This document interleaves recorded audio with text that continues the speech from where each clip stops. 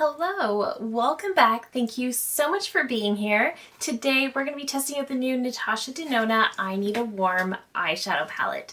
So I am very excited for this one. I am a little bit late to the game on this review. I was out of town when it came in, so I'm definitely a little bit late, but I do always love to review all of her eyeshadow palettes and create multiple looks so you can kind of see if this palette really has any range. So that's what we're going to be doing. We're going to be creating 3 different looks with this one today. So this is the new I Need a Warm eyeshadow palette. This is described as the ultimate neutral warm version of the viral I Need a Nude eyeshadow palette, featuring a must-have color story and debuting 2 brand new innovative eyeshadow formulas, the Slip Cream Matte and the Metal Gloss, with a harmonious blend of metallic champagnes, rich caramels, shimmering rosy coppers, essential browns, and a fun color-shifting trio chrome. This versatile palette is perfect for all skin tones. So if you are planning to pick this one up, you can use my code Christy to save 15% on the Natasha Denona website. However, if you are based in Canada, I do highly recommend shopping through Beautylish over Natasha's website. With Natasha Denona's website, the pricing is a little bit more. The duties and taxes are also built into the price of the product itself, so it is a little bit higher, plus you have to pay for shipping. Whereas Beautylish, you can get free shipping and the price is a little bit lower and there's no duties. So like I said, if you are in Canada, I do recommend shopping from Beautylish, but this palette has a 24-month shelf life and is made in Italy, as most of her palettes are. So I am really excited about this, and I often talk about how much I love Natasha's formula. She's always innovating and creating new formulas. I don't know how many more she can come up with at this point, but I do tend to really love her formulas. So this is the inner packaging. It's very beautiful. It does have that sort of acrylic overlay to it, much like the I Need a Nude and the Retro Glam palettes do. This does seem to be something she does for her larger fall palette releases. That has just been the case the last, I want to say, 3 years. But this is what it looks like. It is very pretty. Opening up the palette, we get the standard 15 shades in here. This does look very beautiful. It does look warmer in person than it does in photos. In photos, I found it looked very beautiful, but it's definitely prettier in person. So let's hop into some swatches. So going left to right, we have Soft Spot, which is a matte medium earthy brown. Fancy is a metallic champagne. Mellow is a matte light peachy nude. Phenomena is a multi-chrome peach pink green. The shade looks green in the pan, but on swatch it looked a little bit more peach, which is definitely very pretty. Ripe is a matte light medium peach brown. Elm is a sparkling foiled light bronzy nude. Snug is a metal gloss soft bronze. Vim is a matte deep warm brown. Push is a sparkling foiled medium rusty rose gold. Fervor is a matte medium warm caramel. Pep is a matte deep warm brown. Homey is a metal gloss warm nude. Hanker is a metallic medium dark golden brown. Dynamism is a dual chrome medium brown with green specks. And Flashover is a slip cream matte medium clay brown. Now with respect to these new shades, so Flashover, which is this slip cream, it definitely does just feel incredibly creamy, almost like a suede feel to the touch. I'm wondering if this is supposed to be like an updated version of her cream to powder formulas. I'm not sure because there's no actual cream to powders in here. It's just that new formula. So I'm wondering if that's an updated sort of formula. As for the Metal Gloss, those shades definitely feel very creamy as well, and they're definitely very shiny, but they do kind of feel just like a standard metallic eyeshadow. They're not wet by any means, which is kind of what I expected when I hear the word gloss, but let me zoom you in and then we will create 3 different looks with this palette. I'm genuinely not sure how different I'm going to be able to make these looks, but we're going to try our best. So let me zoom you in and let's get into it. All right, so for the first look, I think I might take the shade Ripe, which is this one right here. And I'm going to start with this one in the crease. This is going to be a perfect crease shade. So on initial look at this color story, I'm really excited. I always try to review every palette that Natasha Denona releases. I love her palettes. I love her formula. She does have my very favorite eyeshadow formula. So I definitely get very, very excited for these new palettes. And when I initially saw this color story, I was pretty excited because this is definitely a very me color story. I have been enjoying warm tones a little extra lately. Just since my hair is darker and warmer, I've been really enjoying those more warm tones. That being said, I also thought when I initially saw this, it's beautiful. It's definitely a palette that I will get a lot of use out of, but I really do wonder how much range we're actually going to get from this palette. Just after looking at the swatches, kind of seeing how everything comes together, I don't feel like there's going to be a lot of range. And that wouldn't be the first time she's come out with a palette like this. The Xenon palette, there's not a lot of range there. The bronze palette, also not a lot of range. And same with the golden palette, but I'm still curious to see what exactly we can do. That is a really, really pretty crease shade. Next, I'm going to grab Fervor for the outer corner and to start deepening that up. And this is supposed to be like a caramel kind of shade. I will definitely be testing out that new Slip Cream Matte, but I do feel like it's going to be basically an updated cream to powder. And I know not everyone loves the cream to powder formula. And she originally developed that formula because she wanted it for shades that are hard to get maximum pigment with a matte formula. So she would develop the cream to give us that pigment. And I really do like that formula, but I know not everyone does. So I'm interested to see how this newer, more updated formula works out. Those shades blended beautifully together. I feel like I really didn't do much work at all. Let's dip in to Flash Over now. So this looks deep in the pan, but I noticed on swatch it really wasn't as deep. I'm also just really wanting to learn this formula a little bit. This is going to darken the outer corner. Okay, that's quite nice. It is what I was expecting in that it's very, very similar to the cream to powders. It definitely blends and feels like a cream, but when you start blending it out, it's very much like a powder. It plays very, very well with the powders that are underneath. And one thing to note about the cream to powders is that they are never as dark as they actually look in the pan. So that's a pretty nice base. Definitely very, very easy. I really need to go into the shade Phenomena. And I'm going to pick that one up on a finger because I do always prefer to apply Natasha's shimmers with a finger. And this is supposed to be the multi-chrome peachy pink green. Oh, that's really pretty. Okay, so in the pan, it definitely looks green. On swatch, it looked more peach. And now on the eyes, at least from this angle, it's looking very pink. Okay, that shade is really interesting. Okay, I have to admit, I think that's cool. That does look really, really interesting. But because the shade Dynamism is described as like a bronze with a green fleck, I really think this will be perfect to meld Phenomena into that outer corner. That's really pretty. I'm just gonna go back in with my crease brush just to try to blend those edges. I did get minimal fallout with those shimmers as well. So that always is a huge plus. And I think I'll actually take a bit of Elm on the inner corner as well, just to brighten that up. That is a perfect inner corner shade. Okay, let me pop off camera, pop on some mascara, and then I'll show you the finished look number 1 and we'll get into look number 2. Okay, so here is the finished look number 1, and I actually love how it came together. I think it's so pretty. I love that multi-chrome shade. I think she did a good job with that one. Are you going to get something a little bit more intense and shifty in an indie palette?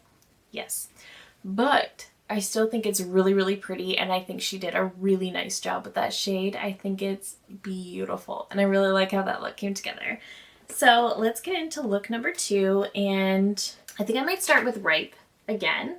I can see myself starting with that shade most of the time, I was going to go into Soft Spot, but I'm kind of worried that that one is a little bit too deep for a crease shade. Okay, so now I think I'm going to go into Soft Spot. And Soft Spot seems to be a little bit more neutral and a little less warm. I don't really want to say less warm, but definitely less than some of the others. Okay, that shade definitely got way more intense than I intended, so I'm going to grab a little bit of Mellow. And I'm going to use that one to soften the edges. I think I just picked up a little bit too much on my brush. Okay, now I do want to grab a little bit of Pep, and I want to start adding this one to the outer corner. This one would be a really nice shade to use as a liner as well. It's definitely giving me a nice amount of depth to that outer corner. Now I'm going in with one of these new eye gloss shades. This is the shade Homey. This just looks like such a pretty shade. That definitely does look very shiny and glittery and wet. I noticed there's no sparkling wet effect formulas in here, but this formula is really pretty. This is kind of like a mix of the sparkling wet effect with the sparkling foiled. It gives that wet, shimmery type of look, but it also is just very shiny and beautiful. So it's kind of like a cross between those two formulas. I love how that turned out. Definitely a little lighter and brighter than the first look. I'm going to go into the shade Hanker. And I just want to use this one to blend into that outer corner. And that worked beautifully. That was the perfect shade for that. And I am going to grab a little bit of, I think I might actually grab Fancy for that inner corner shade this time. Yeah, that's a really pretty inner corner shade as well. I kind of really like how this look came together as well. This is kind of like, it's still on the warmer side, but it definitely almost looks a little bit more cool and neutral compared to this eye, but definitely two very different looks. So I'm happy to see that type of range. I'm happy with that. Let me pop off camera, pop on some mascara. I'll show you the finished look number 2, and then we will get into the final look number 3. Okay, so here is the finished look number 2, and I really like it. I thought I loved the first look, and I do. I think it's very pretty. This is definitely a more fun, just a really cool kind of look, whereas this one though is definitely one I'm more likely to create often. I just love how shiny and pretty it looks while also just being sort of light and bright, but also giving me some depth. This is definitely a look that I'm likely to create very often. It's definitely a very me type of look.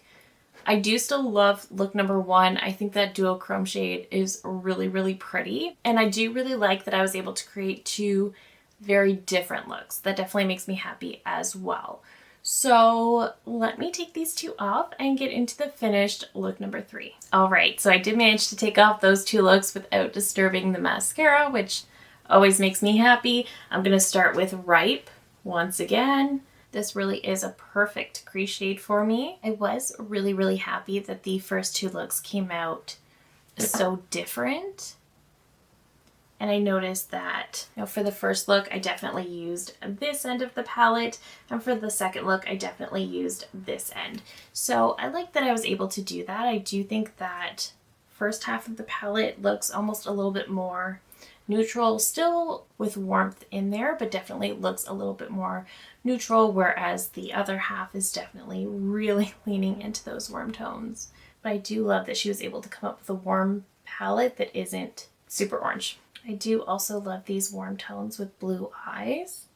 They always offset quite nicely. Okay, now I think I want to take a little bit of Fervor to sort of deepen the crease. These 2 work really nicely. They are very similar, and you could probably just go in with Fervor, but I like that Ripe just sort of gives me that more soft blend, and then Fervor just kind of deepens that shade.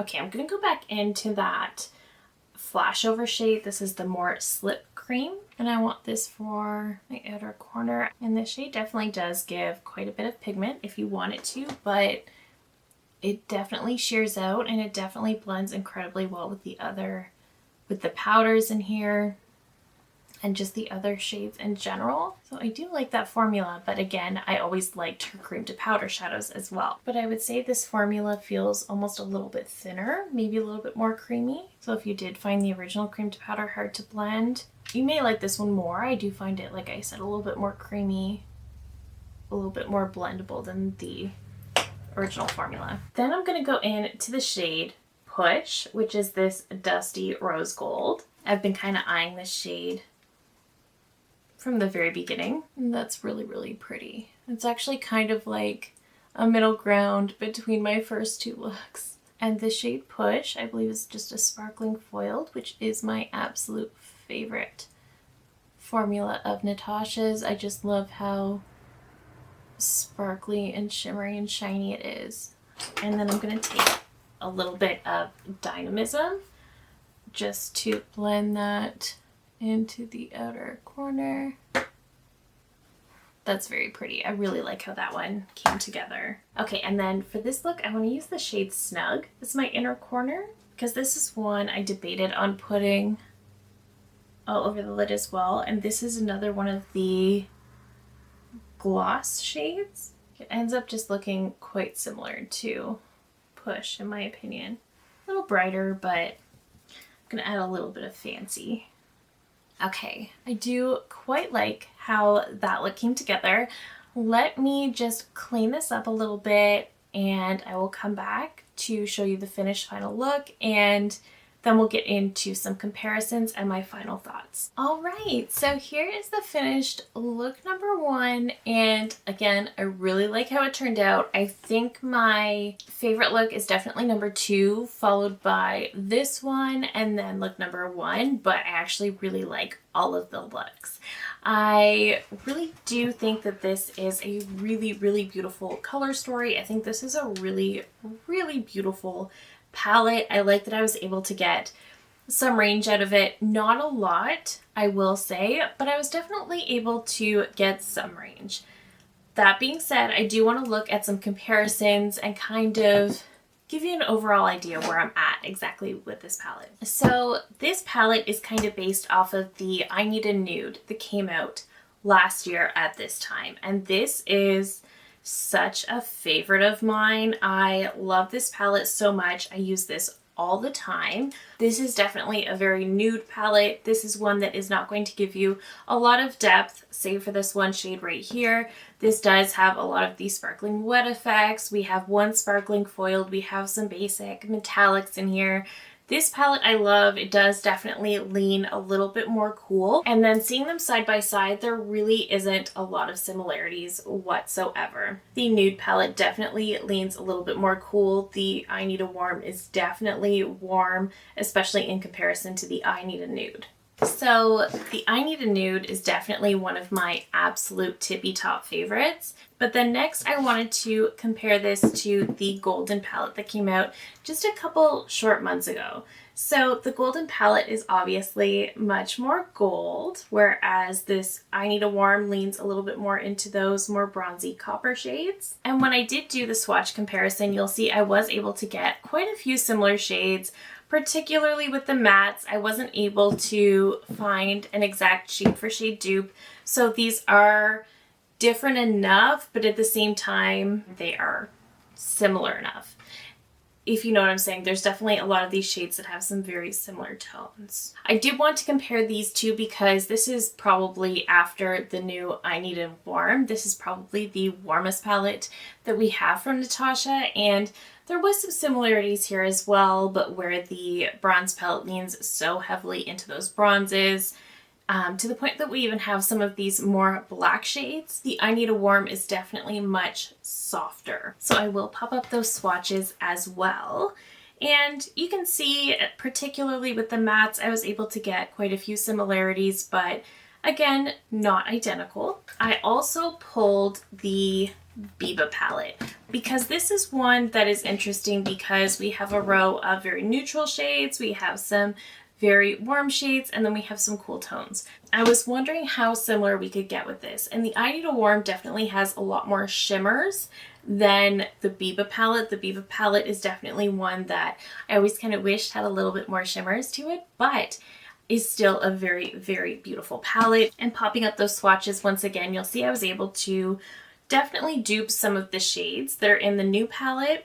Again, I wasn't able to match every single one, but I was definitely able to match at least half. Okay, the next palette I had to compare this to is the Patrick Ta Major Dimension 1. This shade just fell out. This shade always falls out. I just keep forgetting it's loose. But getting into the comparison of these two, you can definitely see there is a lot of similarities. The Patrick Ta, I feel like, is a little deeper and it gets way into those bronzy tones a little bit more than the I Need a Warm.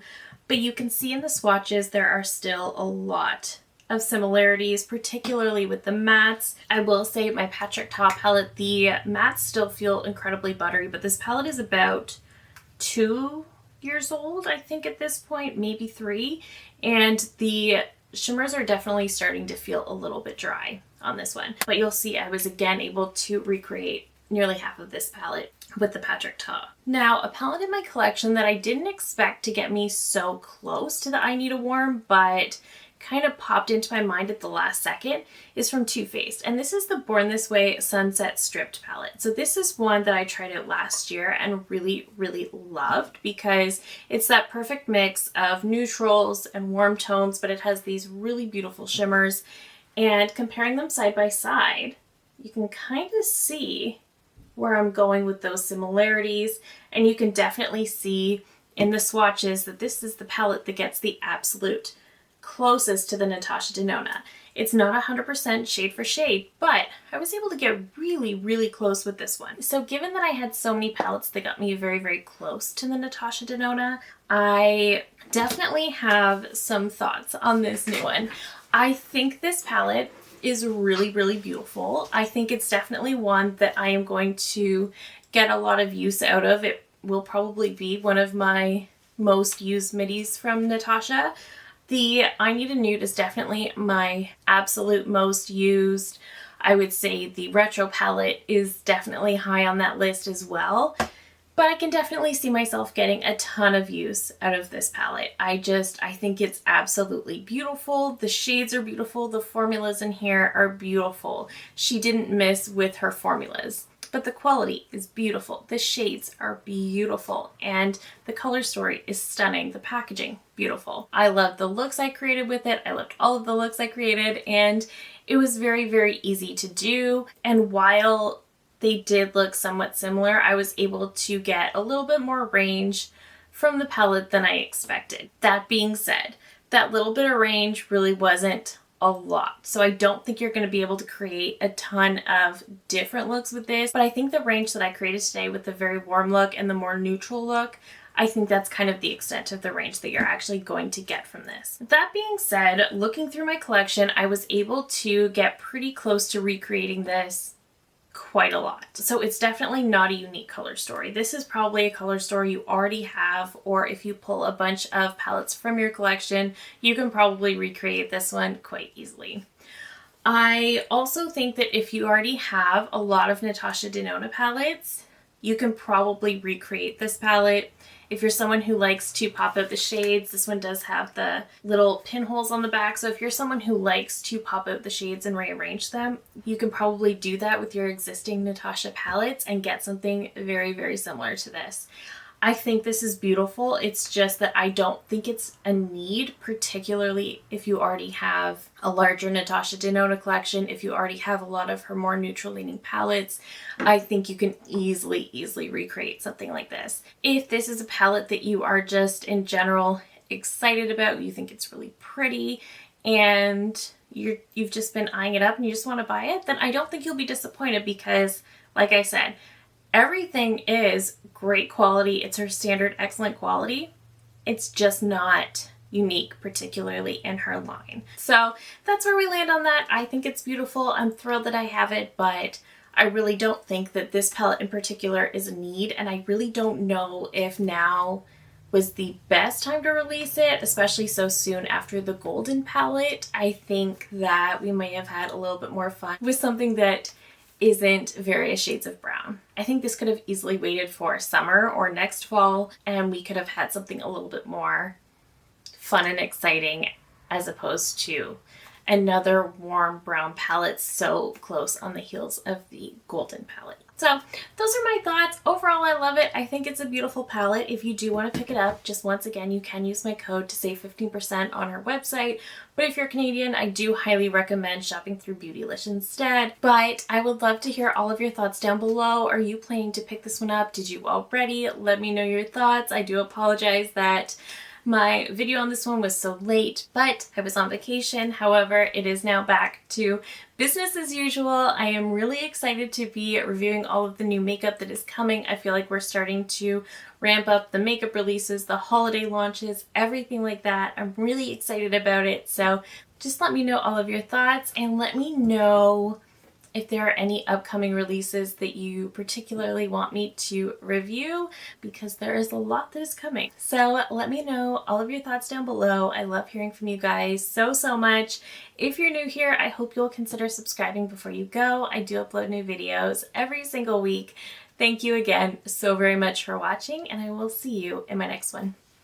Bye!